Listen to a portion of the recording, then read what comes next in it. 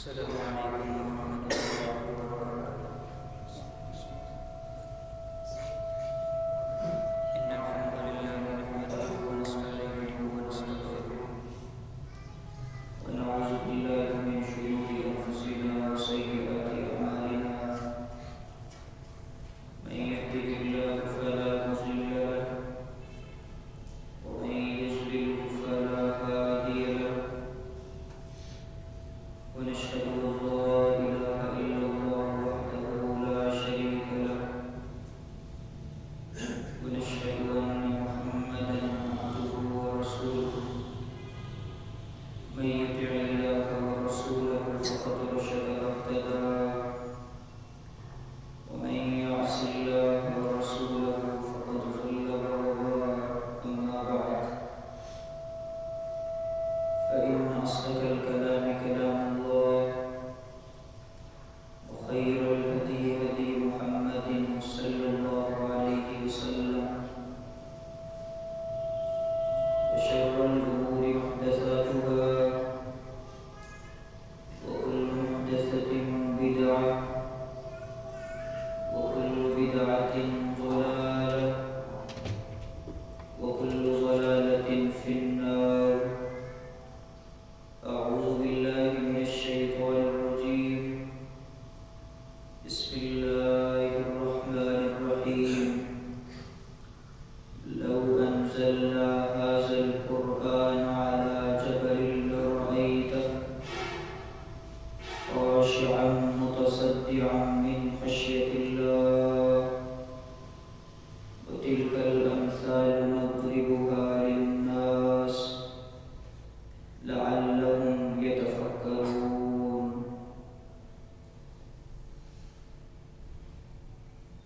اللہ رب العزت کا بڑا ہی احسان ہے کہ اس مالک نے، اس خالق نے مجھے اور آپ کو ایک بار پھر رمضان المبارک کی عظیم فضاؤں کو سمیٹنے کا، محسوس کرنے کا اور اس کی برکات کو اپنی زندگیوں میں داخل کرنے کا موقع دیا ہے۔ میرے دوستوں، میرے بھائیوں، آج جس موضوع پر ہم نے گفتگو کرنے کے بعد نظر ثانی کرنی ہے، وہ ہم سب کی زندگیوں سے جڑا ہوا ایک موضوع ہے جس سے کوئی شخص پھر نہیں سکتا۔ ایک لمحے کے لیے جب ہم اپنے اسلاف کی زندگیوں پہ نظر دوڑاتے ہیں، عقل دنگ رہ جاتی ہے کہ کس طرح ان لوگوں نے اس دنیا کے اندر اپنا سکہ منوایا، کس طرح ایک سجدہ کرتے دشمن کے دلوں کے اندر اللہ خوف بٹھا دیتا، دشمن گھٹنے ٹیکنے پہ مجبور ہو جاتا، ایک نعرہ لگاتے دشمن کے حلقوں میں بزدلی پیدا ہو جاتی۔ یہ سارے منظر جب ہم دیکھتے ہیں اور دوسری طرف اپنی صورتحال دیکھتے ہیں تو دکھ ہوتا ہے کہ ہم کس طرح کے مسلمان ہیں۔ ہمارے پاس بھی وہی چیز ہے جو ان لوگوں کے پاس تھی، مگر وجہ کیا ہے کہ آج ہم دنیا کے سامنے ذلت کی گہرائیوں میں گرتے گرتے اور گرتے چلے جا رہے ہیں۔ عالمی سطح پہ دیکھ لیں، اپنی زندگیوں کا محاسبہ کر لیں، جہاں کہیں دیکھیں گے ہمیں آج ہماری ذلت نظر آتی ہے، کبھی معیشت کے معاملے میں، کبھی کامیابی کے معاملے میں، کبھی ترقی کے معاملے میں۔ وجہ کیا ہے؟ ان لوگوں کی صورتحال تو یہ تھی کہ دنیا عیسائیت کا سب سے بڑا لیڈر جب اپنے پاس ابو سفیان کو بلاتا ہے اور نبی علیہ السلام کے بارے سوالات کرتا ہے، آپ کے اصحاب کے بارے کچھ جاننا چاہتا ہے، ابو سفیان اس کو جواب دیتا ہے اور آخر کے پوری دنیا کا بادشاہ یہ کہہ اٹھتا ہے، اے ابو سفیان، ان کان ما تقول به حقا فسيملك موضع قدمي هاتين، جو میں نے تجھ سے سوال کیے، تو نے جو جواب دیے، اگر تو تیرے سارے جواب بالکل درست ہیں تو سن لے، آج جہاں میرا تخت ہے عنقریب یہاں حکومت ہوگی تو کائنات کے امام اکرم الانبیاء محمد رسول اللہ کی ہوگی۔ کیا وجہ ہے؟ ابھی تک تو وہ نبی علیہ السلام کے پاس ہی نہیں آیا، نبی علیہ السلام کے اصحاب سے اس نے ملاقات نہیں کی، ابھی تک تو اس نے صحابہ کے ہاتھوں میں تلواریں نہیں دیکھی، لیکن پہلے اس کو اپنی حکومت کے لالے پڑ گئے ہیں۔ وجہ کیا ہے؟ کیا وہ قوت کے لحاظ سے مضبوط تھے، طاقت کے لحاظ سے ہم سے زیادہ تھے، مال کے لحاظ سے ہم سے زیادہ تھے، وسائل ان کے پاس زیادہ تھے؟ ایسی کچھ بھی بات نہیں ہے۔ بدر کا معاملہ دیکھتے ہیں، صحابہ کرام کی تعداد 313 نظر آتی ہے، اور 313 بھی وہ ہیں جن کے پاس اگر تلوار ہے تو دوسرے کے پاس تیر ہے، اور تیر ہے تو کمان نہیں ہے۔ ایک شخص کے پاس مکمل جنگی لباس نہیں ہے۔ یہ 313 اس طرح کے ہیں، مگر ان کے اندر کیا خاصیت تھی کہ اللہ نے ان کو دنیا کے سامنے فتح عطا کر دی، عزتوں سے نواز دیا، دنیا کی حکومت ان کے سامنے گھٹنے ٹیک چکی۔ ہمارے پاس کیا کمی ہے کہ آج سب کچھ ہونے کے باوجود بھی ہم گرتے چلے جا رہے ہیں؟ آئیے اللہ کے قرآن سے پتہ چلتے ہیں کہ وجہ کیا ہے، ہمارے پاس سب کچھ ہونے کے باوجود ہم اس طرف کیوں جا رہے ہیں۔ اللہ فرماتے لوگوں، وَمَنْ أَعْرَضَ عَنْ ذِكْرِي فَإِنَّ لَهُ مَعِيشَةً ضَنْكًا، کوئی قوم اگر میرے ذکر کو چھوڑ دے گی، میرے قرآن کو چھوڑ دے گی، جو صرف دنیا کی باتیں نہیں بتاتا، دنیا کائنات کے سارے خزانوں کی تھیوری اللہ نے ہمارے سامنے رکھ دی ہے، کوئی قوم اس قرآن سے منہ پھیرے گی، دنیا کے اندر بھی ذلیل کر دوں گا، آخرت کے اندر بھی ذلیل کر دوں گا۔ اب یہاں صرف کافروں کو خطاب نہیں ہے، یہاں مسلمان بھی مراد ہیں۔ صرف کلمہ پڑھ لینا کافی نہیں ہے، اللہ اس کے رسول سے محبت کی قسمیں اور وعدے کر لینا کافی نہیں ہے۔ ہاں، کلمہ پڑھنے کے بعد اس قرآن کو اپنی زندگی کا حصہ بنانا ہے، اس کو اپنا ساتھی بنانا ہے۔ اگر کوئی ساتھی بنا لیتا ہے، اللہ دنیا کائنات کا سارا علم اس کے قدموں میں رکھ دیتا ہے۔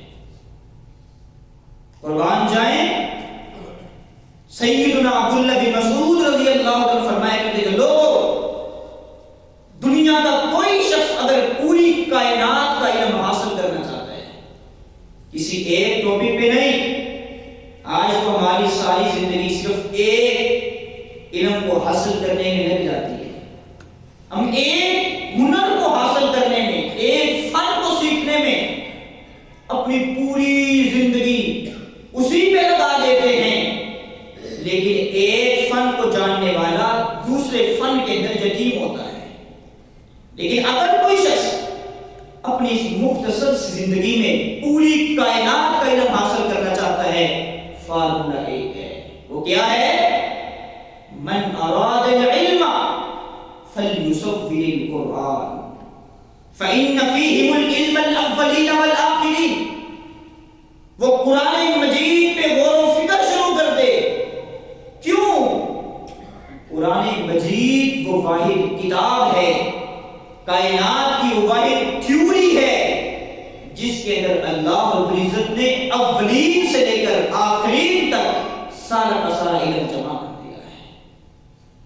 ہر ایک زبان کے راز، اس کی فصاحت، اس کی بلاغت، ہر ایک قانون، ذلت کے اسباب، عزت کے اسباب، ترقی کے اسباب، ہر ایک چیز اللہ نے اس قرآن مجید میں رکھ دی ہے۔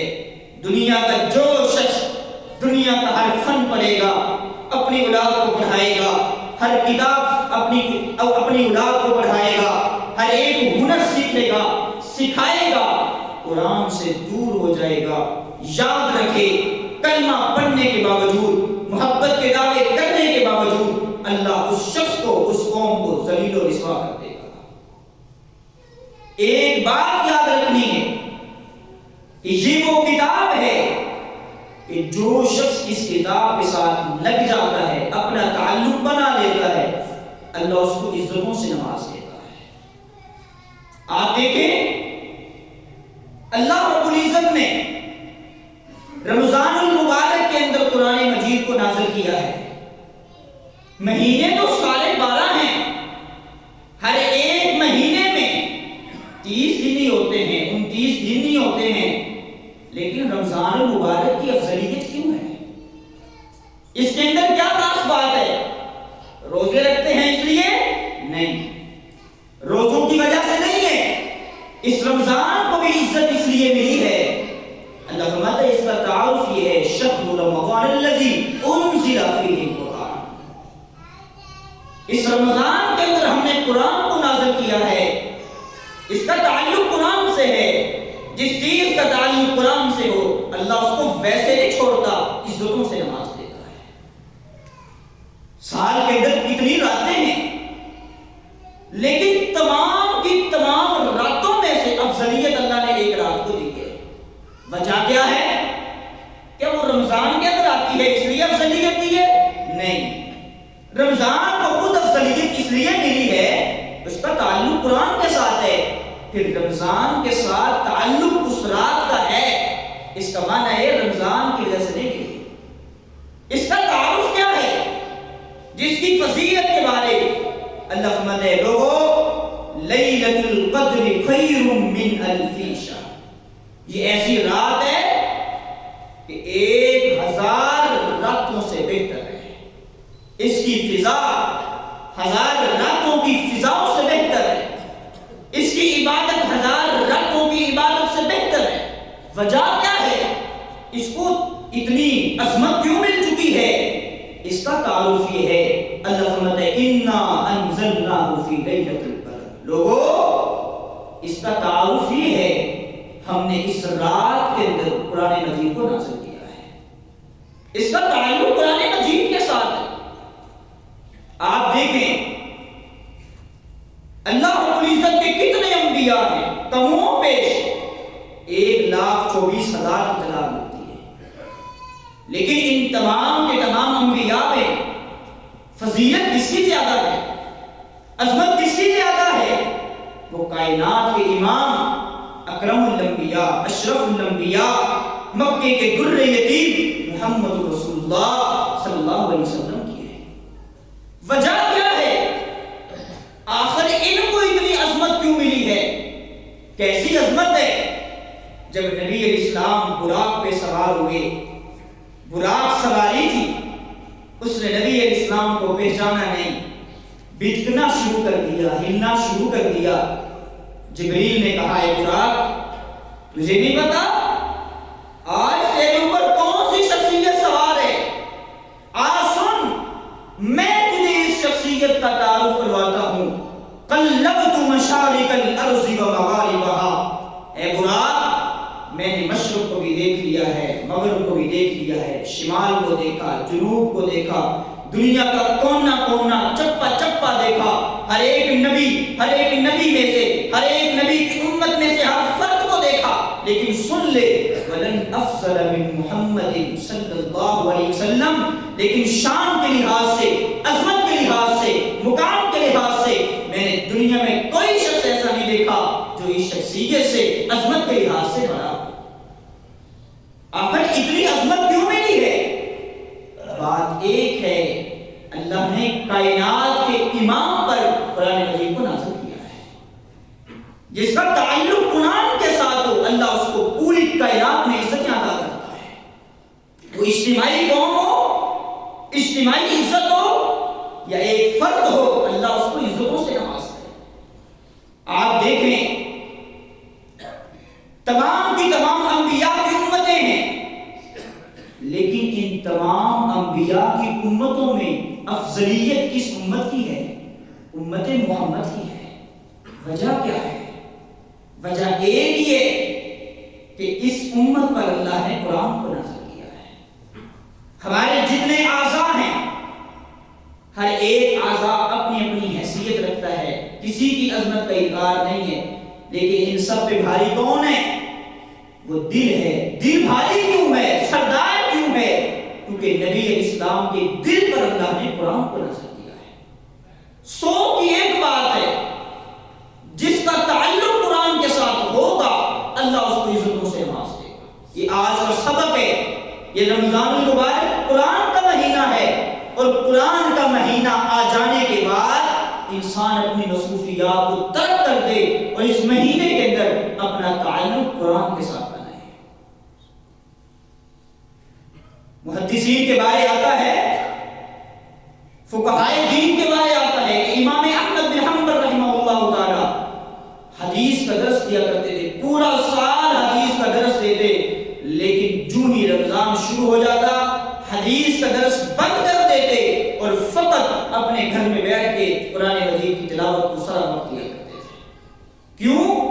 یہ قرآن کا مہینہ ہے، اور آج تک احمد بن حنبل کا نام دنیا کے اندر ممبر و محراب سے گونجتا ہے، اور آج بھی گونج رہا ہے، گونجتا رہے گا، قیامت تک قیامت آ جائے گی، احمد بن حنبل کا ذکر ختم نہیں ہو سکتا۔ وجہ کیا ہے؟ تعلق قرآن کے ساتھ ہے۔ میرے دوستوں، میرے بھائیوں، صحابہ کرام کی زندگیاں ہمارے لیے آئیڈل ہے، نمونہ ہے۔ اگر ہم ان کی زندگیوں کو چھوڑ کر کسی ایک قوم کے کلچر کو، ان کی تہذیب کو آئیڈیل مانیں گے، اللہ کی قسم ذلیل ہو جائیں گے۔ صحابہ کرام کی ساری زندگی قرآن سے منور ہے، قرآن سے معطر ہے، قرآن سے باہر ہے۔ آپ دیکھیں ایک دن نبی علیہ السلام سیدنا ابی بن کعب رضی اللہ عنہ کے پاس آ رہے ہیں۔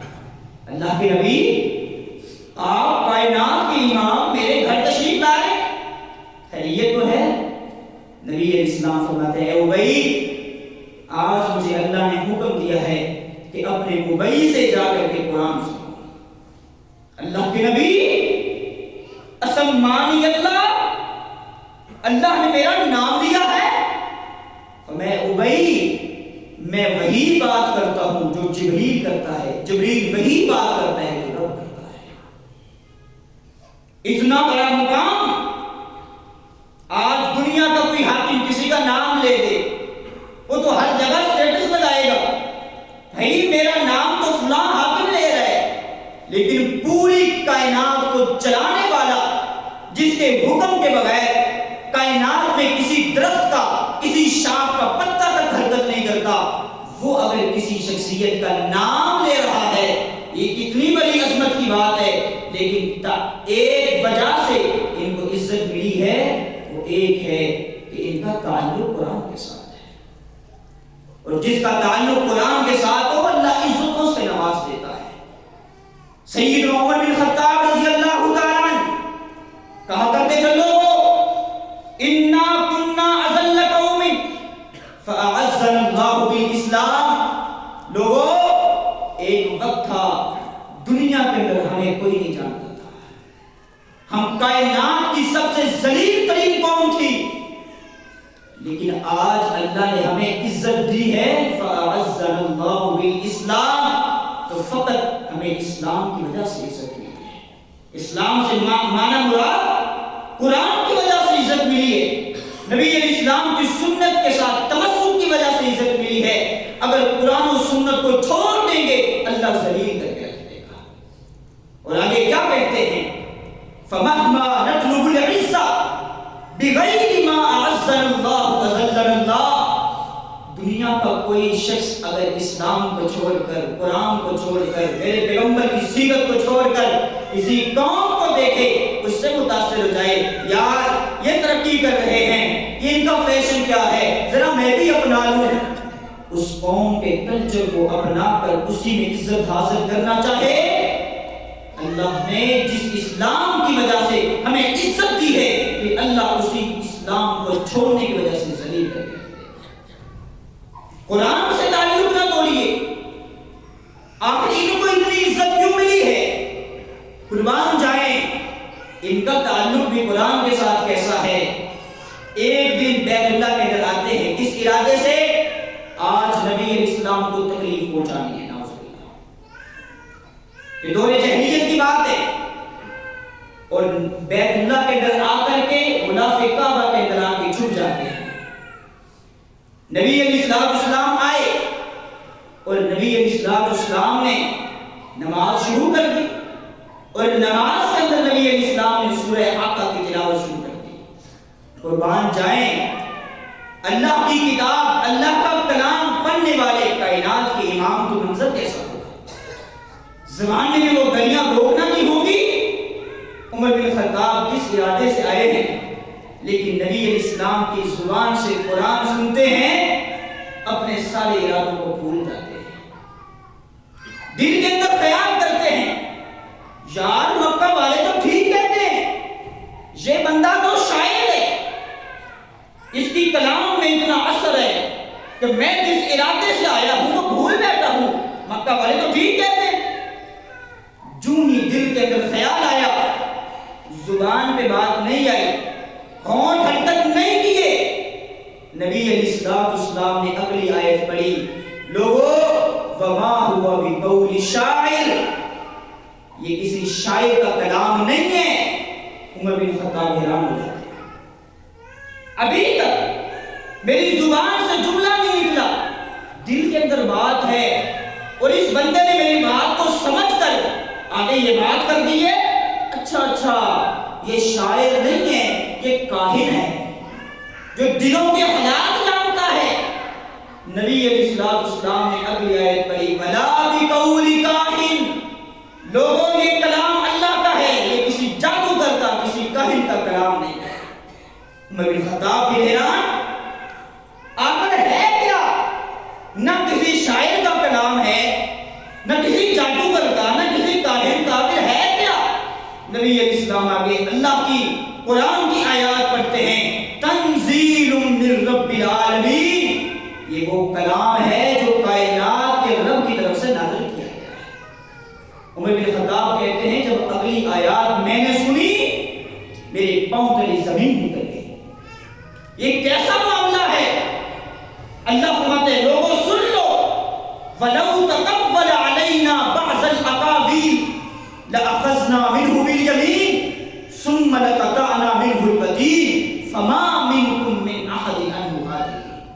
دل کے اندر پہلے خیال آیا تھا کہ یہ شاعر ہے، اس نے اپنی طرف سے بنایا ہے، پھر دل کے اندر خیال آیا یہ کاہن ہے، اس نے اپنی طرف سے بنایا ہے، لیکن نبی علیہ السلام نے جب یہ آیتیں پڑھی، عمر بن خطاب حیران ہو گئے۔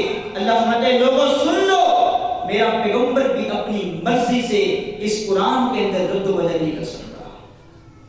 اگر میرا پیغمبر اپنی مرضی سے اس قرآن کے اندر تھوڑا سا رد و بدل کرے گا، میں رب اپنے دائیں ہاتھ سے اپنے پیغمبر کی گردن کاٹ دوں گا۔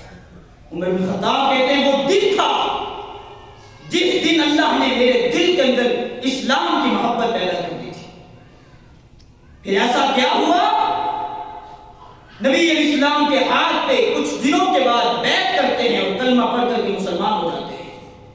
سورہ بقرہ جو 2.5 سپاروں پہ 2.5 سپاروں پہ مشتمل ہے، جو آج ہم 1 گھنٹے کے اندر پڑھ دیتے ہیں سمجھے بغیر اس کا معنی کیا ہے، اس کے مطالب کیا ہیں، اس کے اندر بیان کیا ہوا ہے ہم سمجھتے نہیں ہیں، لیکن عمر بن خطاب رضی اللہ تعالیٰ عنہ نے سورہ بقرہ کئی سالوں کے اندر مکمل کی تھی۔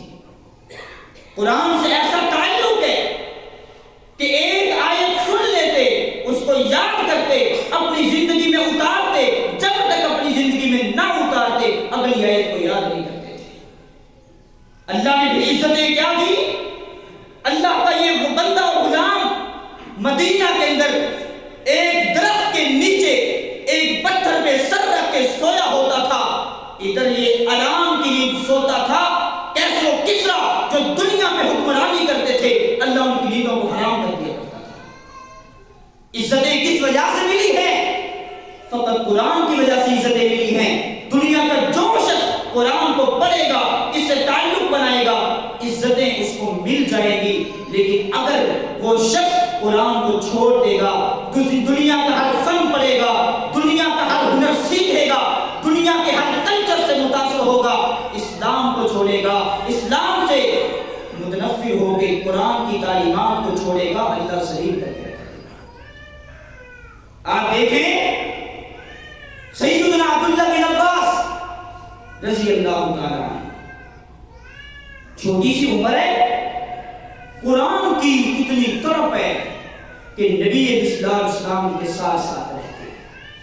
ایک دن نبی اسلام ان کو دعا دیتے ہیں، اے اللہ عبداللہ بن عباس کو قرآن کا حافظ بنا دے، قرآن کا فقیہ بنا دے، سمجھنے والا بنا دے۔ بس پھر کیا تھا؟ ایسا زندگی بھر قرآن سے تعلق رہا کہ ساری زندگی عبداللہ بن عباس رضی اللہ تعالیٰ عنہما نے قرآن کی خدمت میں گزار دی۔ آخر میں کیا ہوا؟ زندگی کا آخری وقت چل رہا ہے، طائف کے اندر ہیں، فوت ہو جاتے ہیں۔ لوگوں نے ان کا جنازہ پڑھا اور دفنانے کے لیے جب قبرستان کے اندر لے کے گئے، سفید رنگ کا ایک پرندہ آتا ہے جو آج تک اس کی شکل، اس کی صورت کسی صحابی نے نہیں دیکھی تھی۔ سفید رنگ کا ایک پرندہ آتا ہے اور عبداللہ بن عباس رضی اللہ تعالیٰ عنہما کے کفن کے اندر آ کے گھس جاتا ہے، داخل ہو جاتا ہے۔ صحابہ انتظار کر رہے ہیں کب باہر نکلے، کب ہم جائیں، کب دفنائیں، لیکن وہ پرندہ باہر نہیں نکلتا۔ بزرگ صحابہ کرام نے کہا کہ نہیں نہیں، ہم حکمت سمجھ چکے ہیں، تم نہیں سمجھے۔ اصل میں بات یہ ہے کہ یہ پرندہ وہ علم ہے جو اللہ نے عبداللہ بن عباس کو عطا کیا ہے۔ آج عبداللہ دنیا سے کیا ہے؟ اپنا علم بھی ساتھ لے کے گیا ہے۔ اسی طرح عبداللہ بن عباس رضی اللہ تعالیٰ عنہما کو قبر کے اندر ان کی لحد میں اتارا گیا، ان کی میت کو، اور دفنا دیا گیا۔ صحابہ کرام فرماتے ہیں جو ہی ہم تھوڑا سا پیچھے ہٹے، قبر کی ایک جانب سے آواز آتی ہے، یا ایتھا النفس المطمئنہ ارجعی الی ربک راضیۃ مرضیہ فادخلی فی عبادی وادخلی جنتی۔ یہ کیسی عظمت ہے! ابھی دنیا کے اندر دوسری زندگی میں داخل ہوا ہے، اللہ نے جنت کے سرٹیفکیٹ عطا کر دیے، دنیا والوں کو بھی بتا دیا ہے کہ عبداللہ کو آج عزت مل رہی ہے، اس کے پیچھے راز کیا ہے؟ ساری زندگی کا تعلق ہے جو قرآن کے ساتھ ہے۔ صرف قرآن کو صرف پڑھنا نہیں ہے، قرآن کو سمجھنا بھی ہے۔ آج ہمارے معاشرے کا المیہ یہ ہے، ہم کہتے ہیں کہ قرآن کو پڑھو سمجھو نہیں، ہم کیسے لوگ ہیں؟ آج کا عالم کفر جو قرآن کو پڑھتا ہے تو کامیابی کی طرف آتا ہے، آج کا مسلمان کہتا ہے نہیں، قرآن کو سمجھ کے نہیں پڑھنا، سمجھ کے پڑھو گے گمراہ ہو جاؤ گے۔ اللہ کے بندے، سب سے پہلے تو تم اپنی عقل کا علاج کرو۔ قرآن پڑھ کر بھی کوئی گمراہ ہوا ہے؟ یہ قرآن تو ہدایت کا رستہ دکھاتا ہے، یہ نور ہدایت ہے جو میری زندگی کے اندر انقلاب پیدا کرتا ہے۔ اور ایسا ہی ہے جن لوگوں نے اس قرآن کو سمجھ کے پڑھا ہے، اللہ کی قسم ان کی زندگیوں کے اندر انقلاب آ گیا ہے۔ قرآن جائیں، صحابہ کی زیر نگرانی تربیت حاصل کرنے والا ایک بچہ بھی ہے۔ کیسا بچہ ہے؟ میں جب پڑھ رہا تھا حیران ہو رہا تھا۔ امام ابو داؤد اس کے بارے لکھتے ہیں کان عطاء اسود اعور افطس. عطاء بن ابی رباح وہ شخص تھا جو حبشی تھا، رنگ کا بالکل کالا تھا. صرف رنگ کا کالا نہیں تھا، قد بھی چھوٹا تھا، ناک بھی پسا ہوا تھا، ایک ہاتھ کام بھی نہیں کرتا تھا، ایک آنکھ سے نظر بھی نہیں آتا تھا، اور ایک ٹانگ سے چلا بھی صحیح سے نہیں جاتا تھا. کتنے عیب ہیں. ایک دن باہر جاتے ہیں بچوں کے ساتھ کھیلنے کے لیے، لیکن کون تھا جو اس کو برداشت کرتا؟ تیرے ساتھ کھیلے گی تو ہمارے ساتھ بات کرنے کے قابل نہیں ہے، تو ہمارے ساتھ کھیلے گا. بچوں نے اتنا مذاق اڑایا کہ رونے لگ جاتے ہیں. بچے ہیں، رونے لگ جاتے ہیں. سیدھا اپنی والدہ کے پاس آتے ہیں، اپنی والدہ کو سارا معاملہ بتاتے ہیں. ماں نے کہا بیٹا یہ بھی کوئی بات ہے، یہ بھی کوئی بات ہے، اتنی سی بات سے پریشان ہو گئے. میں تجھے اس کا ایک حلقہ بتاتی ہوں، ایک نصیحت کرتی ہوں، اس نصیحت پہ عمل کر لینا. حالات ایسے بدلیں گے سمجھ نہیں آئے. اماں جان کیا معاملہ ہے؟ ماں نے کہا بیٹا عزت چاہتے ہو، اگر مقام چاہتے ہو تو پھر ایک کام کرنا، قرآن سے تعلق بنا لینا، قرآن کا علم حاصل کرنا، حدیث کا علم حاصل کرنا، ان کے ساتھ اپنا تعلق بنانا، دوستی لگانا. جب تو قرآن سے دوستی لگائے گا تو چھوٹے بچوں کی بات کرتا ہے، اللہ وقت کے حاکم تیرے انتظار میں کھڑا کر دے گا. انتظار میں کھڑے ہونا اور استقبال کے لیے کھڑے ہونا، ان دونوں میں فرق ہے. استقبال کا معنی یہ ہے کہ ہم بیٹھے ہوئے ہیں، باہر سے کوئی عظیم شخصیت آئی، ہم کھڑے ہو کر ان کا استقبال کریں، عظمت ہے. لیکن انتظار سے بڑی عظمت نہیں ہے. انتظار یہ ہے کہ ہم بیٹھے ہوئے ہیں، انتظار ہے کہ حضرت کب آئیں گے. انتظار کریں گے، کون کریں گے؟ وقت کے حاکم جو دنیا کے اندر حکمران ہیں. پھر کیا تھا؟ قرآن کا علم حاصل کرنا شروع کر دیا. 200 صحابہ سے علم حاصل کیا، 200 صحابہ سے. ایک وقت یہ تھا اور ایک وقت وہ بھی آیا، سلیمان بن عبد الملک نے اعلان کر دیا لوگوں جو شخص بھی حج کے مسائل سیکھنا چاہتا ہے عطاء بن ابی رباح کے علاوہ کسی اور سے نہیں سیکھ سکتا. لیکن راوی کہتے ہیں اس دن میں تڑپ گیا کہ میں نے دیکھا شخصیت وہی ہے، عیب وہی ہے، رنگ سفید نہیں ہوا، ہاتھ سلامت نہیں ہوئے، آنکھ سے نظر آنا شروع نہیں ہوا، چلنا پھرنا سلامت نہیں ہوا، عیب وہی ہیں. لیکن ہوا کیا؟ میں نے دیکھا کہ ایک لمبی قطار ہے، تا حد نگاہ جہاں تک نظر جاتی ہے لوگ نظر آتے ہیں. میں نے پوچھا کہ خیریت ہے، آج کس لیے کھڑے ہو؟ انہوں نے بتایا کہ عطاء بن ابی رباح کے انتظار میں کھڑے ہیں، ان سے حج کے مسائل سیکھنے ہیں. وہ کہتے ہیں کہ جب میں اس کتاب کو دیکھتا ہوا پیچھے کی طرف مڑا، سب سے آخر میں جب میں نے ایک شخص کو دیکھا، اس وقت میری چیخ نکلی. وہ وقت کا حاکم سلیمان بن عبد الملک تھا. عطاء بن ابی رباح کے انتظار میں کھڑا ہے. یہ شخص تب اپنی مصروفیت کو ختم کرے گا، یہ کتاب کب ختم ہوگی اور سلیمان بن عبد الملک جو دنیا کا حکمران ہے اس کی ملاقات عطاء بن ابی رباح سے ہوگی. ایسی عظمت کسی کو ملتی ہے کس کو؟ جو قرآن کے ساتھ جڑ جاتا ہے. قربان جائیں عبداللہ بن عباس رضی اللہ تعالیٰ عنہ کے پاس مکہ کے کچھ لوگ آئے، ہمارا یہ مسئلہ ہے، اس مسئلے کو حل کر دیں. پوچھا کہاں سے آئے ہو؟ کہا مکہ سے آئے. عبداللہ بن عباس کون ہے؟ نبی اسلام کے بڑے پیارے صحابی ہیں، نبی اسلام کے بھتیجے ہیں، اہل بیت میں سے کتنی عظمتوں کے مالک ہیں. کہتے ہیں کہ مجھے تم لوگوں پہ حیرت ہو رہی ہے کہ تمہارے پاس عطاء بن ابی رباح جیسی شخصیت موجود ہے اور تم مسئلہ پوچھنے کے لیے مدینہ میں عبداللہ بن عباس کے پاس آئے ہو. ایک شخص کہتے ہیں کہ میری والدہ کو خواب آیا، خواب کے اندر کائنات کے امام اکرم الانبیاء محمد رسول اللہ صلی اللہ علیہ وسلم کی زیارت ہوئی ہے اور نبی علیہ السلام نے فرمایا لوگوں سن لو اس وقت مسلمانوں کے سردار اس دنیا کے اندر عطا بن ابی رباح ہیں. یہ ساری کی ساری عظمتیں کیوں مل رہی ہیں؟ ایک وجہ ہے قرآن سے تعلق ہے. قرآن کے لیے زندگی وقف کر دی ہے اور جو قرآن کے ساتھ تعلق بنا لیتا ہے اللہ دنیا کی عزتیں دنیا کی عظمتیں مقام سارے کے سارے عہدے اس کے قدموں میں لا کے رکھ دیتا ہے. آج آپ بھی اپنی اولادوں کو قرآن سے جوڑیں دین سے جوڑیں. اللہ کی قسم ہماری کامیابی اسی میں ہے. اگر ہم یہ سمجھتے ہیں کہ شاید ہم اپنی اولادوں کو باہر بھیج دیں وہ دنیا کی رنگینیوں کو دیکھیں وہ کلچر کو اپنائیں سیکھیں سمجھیں دنیا کی تعلیم دنیا کے ہنر دنیا کے فن سیکھیں اور پھر ہماری عزت کریں ہماری آنکھوں کے تارے بنیں ہماری آنکھوں کی ٹھنڈک بنے تو یہ ہماری غلط فہمی ہے.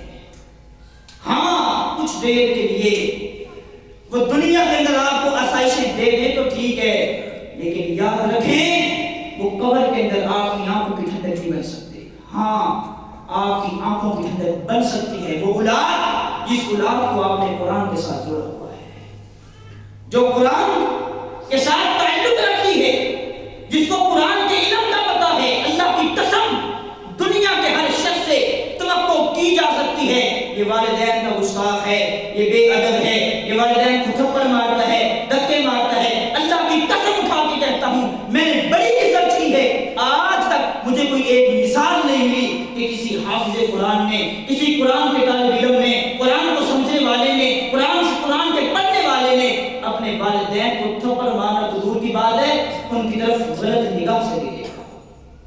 عزت چاہتے ہو عظمت چاہتے ہو راز ایک ہے اپنی اولادوں کو قرآن سے جوڑ دو اسی میں ہماری بقا ہے. میں کہتا ہوں وہ شخص کائنات کا یتیم انسان ہے جس انسان نے اپنی اولاد کو دنیا کا ہر فن سکھا دیا ہے ہر ایک ہنر سکھا دیا ہے ہر ایک علم پڑھا دیا ہے لیکن نہیں پڑھایا یہ قرآن نے پڑھایا. آج قرآن ہمارے گھروں میں ہماری لائبریریوں میں ہماری ساری کی ساری زندگیوں میں موجود ہے لیکن عملی زندگی اللہ کی قسم ہماری خالی ہے. عمل کے میدان میں کوڑے ہیں عزتیں کیسے مل سکتی ہیں معیشت بہتر کیسے ہو سکتی ہے دنیا کے سامنے ہمیں عروج کیسے مل سکتا ہے. ہم قرآن کو تو اپنے پشت کے پیچھے رکھے ہوئے ہیں. قربان جائیں اللہ فرماتا ہے عزت کا راستہ کیا ہے سن لو ومن اعرض عن ذکری فإن له معیشۃ ضنکا. دنیا کی کوئی قوم میرے قرآن سے منہ موڑ لے گی دنیا کے اندر سب سے پہلا ان کو عذاب یہ دوں گا ان کی معیشت کو تنگ کر دوں گا. آج ہماری معیشت تنگ نہیں ہے بیان کرنے کی ویسی ضرورت نہیں ہے سب کے سامنے ہے. دوسرا کیا ہوگا ومن اعرض عن ذکری فإن له معیشۃ ضنکا ونحشره یوم القیامۃ اعمی. دوسرا عذاب ان کے لیے یہ ہوگا دنیا کی ذلت برداشت کرنے کے بعد مر جائیں گے جب قیامت کے دن اٹھائے جائیں گے تو اندھا کر کے اٹھاؤں گا کہیں گے اللہ رب لما حشرتنی اعمی وقد كنت بصیرا. دنیا کے اندر میں دیکھتا تھا بڑی خوبصورت آنکھیں تھیں بڑی موٹی موٹی آنکھیں تھیں لیکن آج کیا ہو گیا ہے آج مجھے نظر ہی نہیں آ رہا میری آنکھیں کہاں چلی گئی. اللہ فرمائے گا بات یہ ہے تو نے دنیا کے اندر میری کتاب کو بلا دیا آج ہم نے تجھے بلا دیا ہے. آج ہم جہاں بیٹھے ہوئے ہیں ہر شخص اس مجلس کے اندر بیٹھے بیٹھے کسی دوسرے کا نہیں کسی تیسرے کا نہیں اپنے آپ کا جائزہ لے اپنے آپ سے صرف ایک سوال کرے موت کا تو کوئی پتہ نہیں نا جی. موت دن کو آ جائے رات کو آ جائے شام کو آ جائے صبح آ جائے بڑھاپے میں آ جائے جوانی میں آ جائے ابھی آ جائے بعد میں آئے کوئی پتہ نہیں ہے. آپ یہاں اپنے آپ سے سوال کریں کہ اگر کسی وقت مجھے موت آ جائے کیا میرا تعلق قرآن کے ساتھ اس طرح کا ہے کہ قرآن قیامت کے دن اللہ کے سامنے مجھے لے کے جائے اور کہے اللہ اس نے جرم تو کیے ہیں لیکن اس کا تعلق میرے ساتھ تھا تو اس کو معاف کر دیں. ہمارا تعلق ہے اگر ہے تو اللہ کی قسم کائنات کے خوش نصیب انسان ہے. اگر نہیں ہے تو مت سمجھیے ہمارے پاس بڑے وسائل ہیں. مت سمجھیے دنیا کی ساری پراپرٹی کا مالک ہوں, دنیا کی ساری رنگینیاں میرے سامنے ہیں, شاید بچ جاؤں گا. اللہ کی قسم نہیں, یہ یتیم انسان ہے. نبی علیہ السلام نے فرمایا لوگوں اقرأوا القرآن فإنه يأتي يوم القيامة شفيعا لأصحابه. لوگوں قرآن کو پڑھا کرو, قرآن کو سمجھا کرو, اس سے تعلق بناؤ, اس سے دوستی لگاؤ, اپنی زندگی کا حصہ بنا لو. کیوں؟ قیامت کے دن یہ اپنے پڑھنے والے کے لیے سفارش کرے گا. اور یہ ایسا سفارشی ہے, ایسا وکیل ہے. آج کئی وکیل ہم اپنے مسئلوں میں پھنستے ہیں تو ڈھونڈتے ہیں, کئی وکیل ہار جاتے ہیں, لیکن یہ ایسا وکیل ہے انسان جہنم کے گڑھوں میں گرایا جا رہا ہو, اگر یہ وکیل آ جائے اللہ سے کہہ دے اے اللہ اس کو معاف کر دے, اللہ اس کی زبان کو نہیں روکے گا, اللہ اس شخص کو معاف کر دے گا. لیکن جہاں یہ لوگوں کے لیے سفارش کرے گا بالکل اسی طرح یہ لوگوں کے خلاف گواہی بھی دے گا. اے اللہ یہ تو مسلمان تھا, چلو ان کا کیا کہنا, جو کافر ہیں ان کو تو بے حساب ہی جہنم میں بھیج دیا جائے.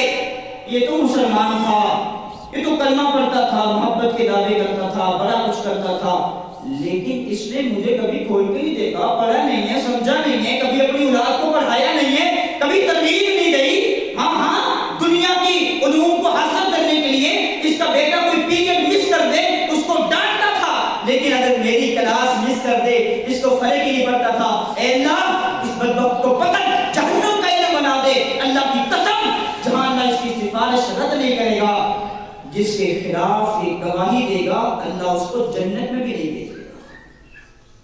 اللہ کے لیے یہ رمضان کا مہینہ, یہ قرآن کا مہینہ ہے. اس رمضان کے مہینے میں اپنا تعلق قرآن سے جوڑیے.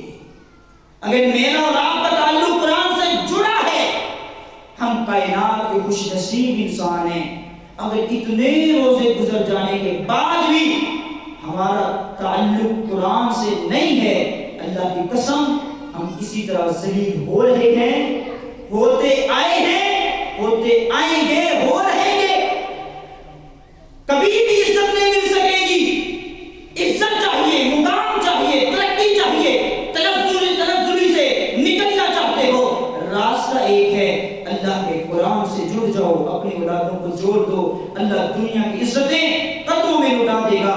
اللہ سے دعا ہے اللہ تعالیٰ مجھے اور آپ کو قرآن کا فہم عطا فرمائے, اس کے ساتھ تعلق کو گہرا بنانے کی توفیق عطا فرمائے, اس کی تعلیمات کو اپنی زندگیوں کا حصہ بنانے کی توفیق عطا فرمائے. اقول قولی ھذا وآخر دعوانا الحمد للہ رب العالمین.